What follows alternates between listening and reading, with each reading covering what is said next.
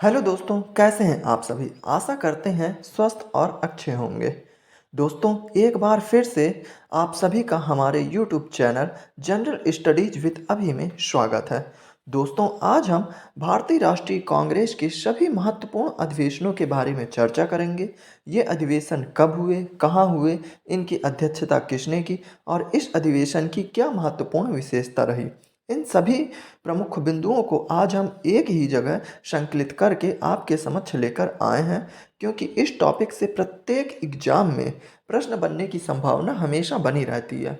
आशा करते हैं ये लेक्चर आपको पसंद आएगा और आपकी तैयारी के लिए कामगार सिद्ध होगा। तो आइए हम अपने लेक्चर की शुरुआत करते हैं भारतीय राष्ट्रीय कांग्रेस की स्थापना से।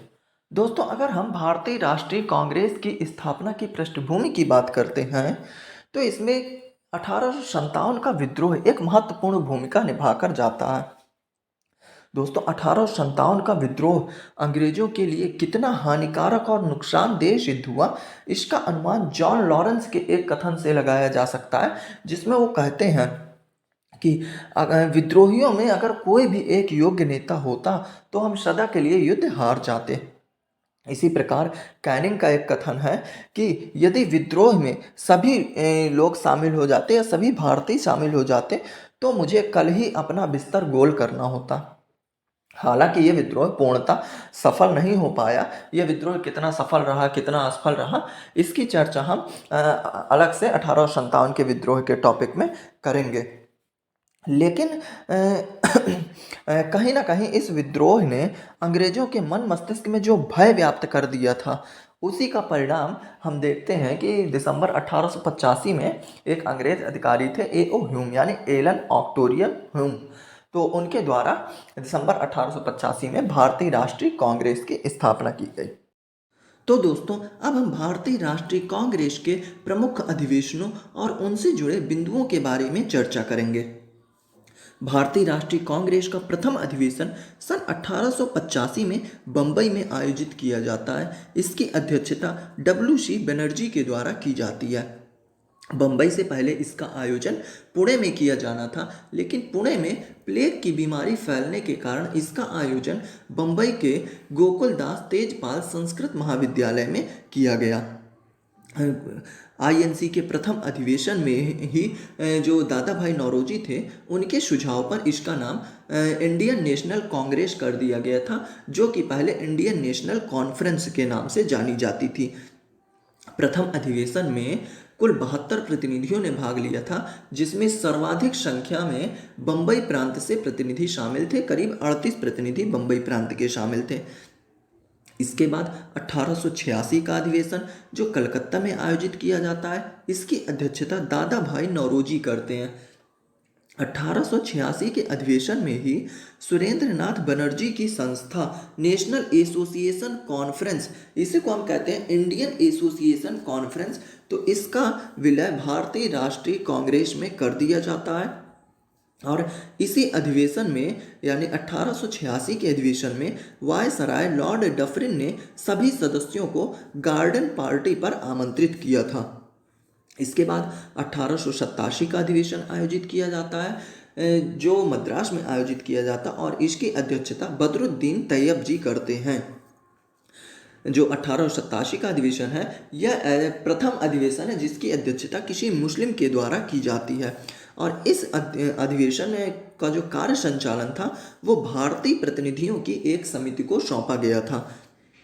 इसके बाद 1888 का अधिवेशन इलाहाबाद में आयोजित किया जाता है। इसकी अध्यक्षता जॉर्ज यूले करते हैं। जॉर्ज यूले प्रथम यूरोपीय निर्वाचित अध्यक्ष बने थे 1888 में। इस अधिवेशन में यानी 1888 के अधिवेशन में ही पहली बार लाला लाजपत राय ने हिंदी भाषा में भाषण दिया था।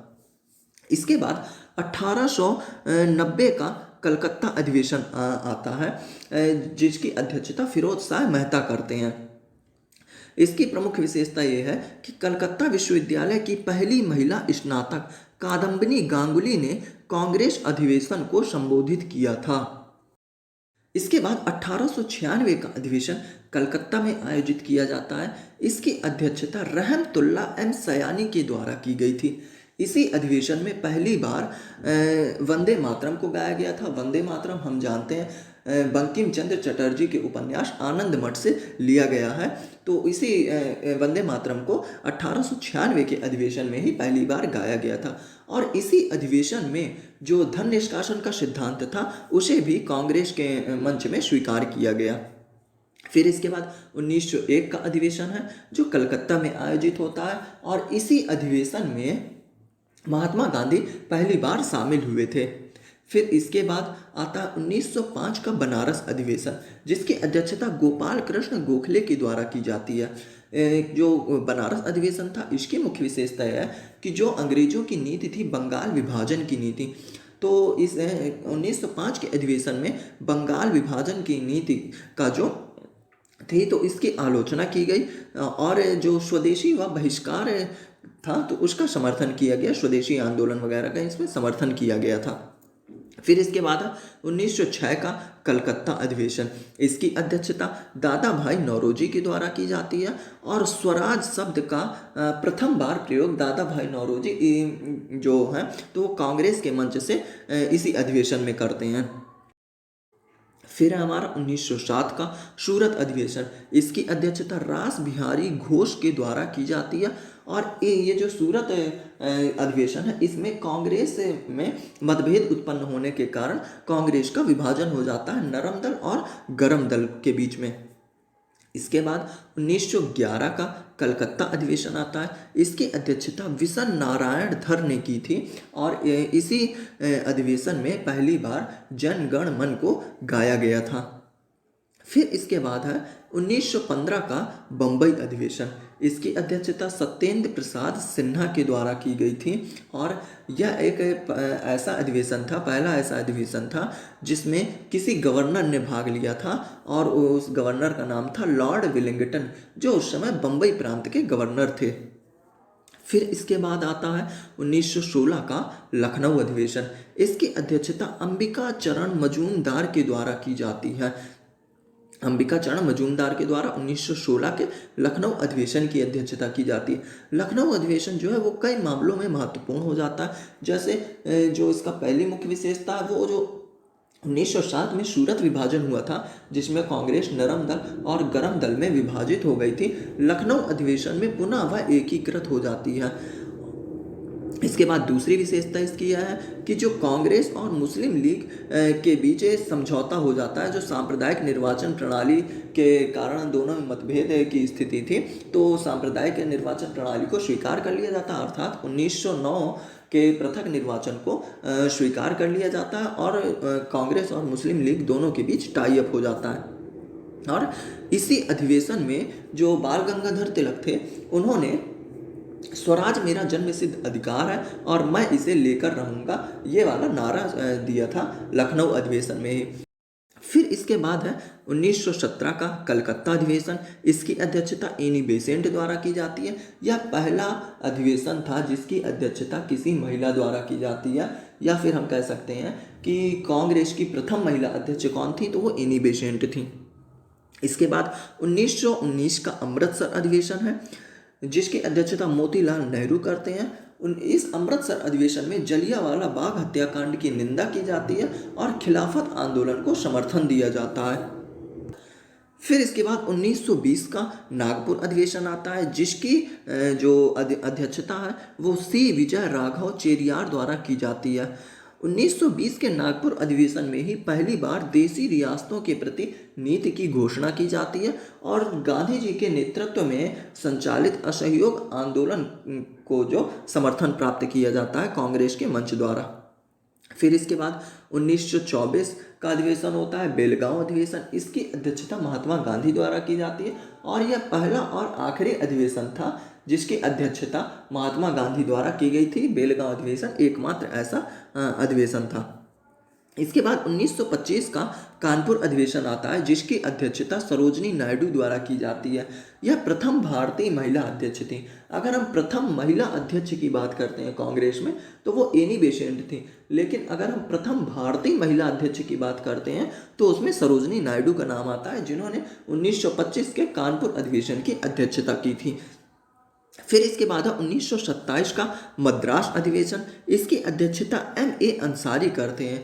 इसमें पूर्ण स्वाधीनता की मांग की गई थी और साइमन कमीशन का बहिष्कार किया गया था। साइमन कमीशन जो 1927 में गठित किया गया था और 3 फरवरी 1928 को भारत पहुंचा था, तो उसकी निंदा की गई थी और बहिष्कार किया गया था।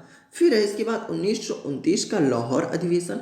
इसकी अध्यक्षता जवाहरलाल नेहरू द्वारा की जाती है और पूर्ण स्वराज की मांग की जाती है। पूर्ण स्वराज की मांग का प्रस्ताव पारित किया जाता है और स्वीकार कर लिया जाता है। यही अधिवेशन है जिसमें यह घोषणा की गई थी कि रावी नदी के तट पर यह घोषणा की गई थी कि हम 26 जनवरी 1930 को पूर्ण स्वराज दिवस या स्वतंत्रता दिवस मनाएंगे। तो ये लाहौर अधिवेशन में घोषणा की गई थी।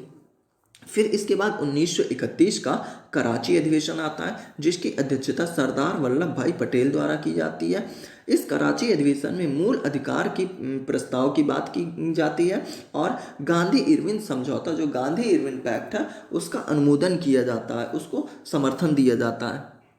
फिर इसके बाद 1936 का लखनऊ अधिवेशन आता है। इसकी अध्यक्षता जवाहरलाल नेहरू द्वारा की जाती है और 1936 के लखनऊ अधिवेशन में ही जवाहरलाल नेहरू समाजवाद के माध्यम से भारतीय समस्याओं के निराकरण की बात करते हैं। फिर 1937 का फैजपुर अधिवेशन आयोजित किया जाता है। इसकी अध्यक्षता भी पंडित जवाहरलाल नेहरू द्वारा की जाती है और ये प्रथम ऐसा अधिवेशन था जो किसी गांव में आयोजित किया गया था। अभी तक जितने अधिवेशन थे वो शहरी क्षेत्रों में आयोजित होते थे, लेकिन जो 1937 का फैजपुर अधिवेशन था, इसके जो आयोजन किया गया था वो एक ग्रामीण क्षेत्र में किया गया था। फिर इसके बाद है 1938 का हरिपुरा अधिवेशन।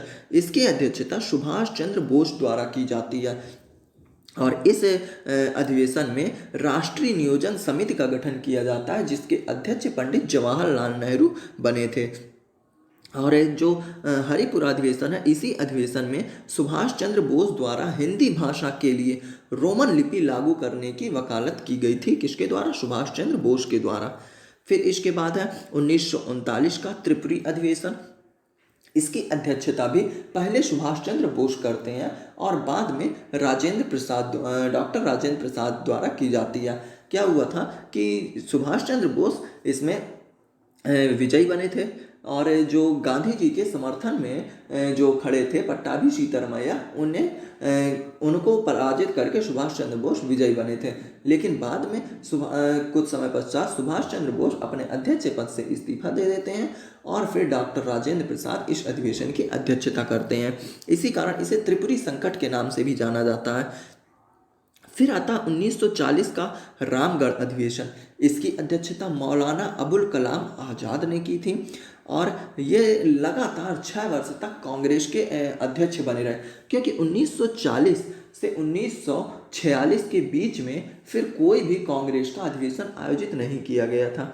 इसका कारण था कि एक तो द्वितीय विश्व युद्ध स्टार्ट हो चुका था और दूसरा कारण ये था कि महात्मा गांधी के नेतृत्व में भारत छोड़ो आंदोलन भी स्टार्ट हो गया था। तो इस कारण से 1940 और 1946 के मध्य कोई अधिवेशन आयोजित नहीं किया गया। इस कारण से जो मौलाना अबुल कलाम आज़ाद थे वो लगातार 6 वर्षों तक अध्यक्ष बने रहे और मौलाना अबुल कलाम आज़ाद सबसे कम उम्र के जो अध्यक्ष बनने वाले थे उनमें सबसे कम उम्र के अध्यक्ष थे मौलाना अबुल कलाम आज़ाद। इसके बाद 1946 का मेरठ अधिवेशन आयोजित किया जाता है। इसकी अध्यक्षता आचार्य JB कृपलानी करते हैं और यह आज़ादी के समय तक कांग्रेस के अध्यक्ष बने रहते हैं। इसीलिए कई बार क्वेश्चन भी आता है कि भारतीय स्वतंत्रता के समय, भारत जब आज़ाद हुआ उस समय कांग्रेस के अध्यक्ष कौन थे? तो आचार्य JB कृपलानी उस समय कांग्रेस के अध्यक्ष थे। तो दोस्तों, आज हमने भारतीय राष्ट्रीय कांग्रेस के प्रमुख अधिवेशनों के बारे में चर्चा की और उससे संबंधित जो भी प्रश्न बनाए जा सकते हैं, चाहे वो अध्यक्षता से रिलेटेड हो या स्थान से या उस अधिवेशन की विशेषता से संबंधित प्रश्न हो, उन सभी बिंदुओं को शामिल करने का प्रयास किया है। तो दोस्तों, उम्मीद करते हैं कि आपको ये लेक्चर पसंद आएगा और आपकी तैयारी में कारगर सिद्ध होगा। तो इसे लाइक करें और ज़्यादा से ज़्यादा शेयर करें। और अगर अभी तक आपने हमारे चैनल को सब्सक्राइब नहीं किया है तो सब्सक्राइब कर लें, जिससे हमारी आगे आने वाली वीडियो आप तक आसानी से पहुंच सके। Thank you.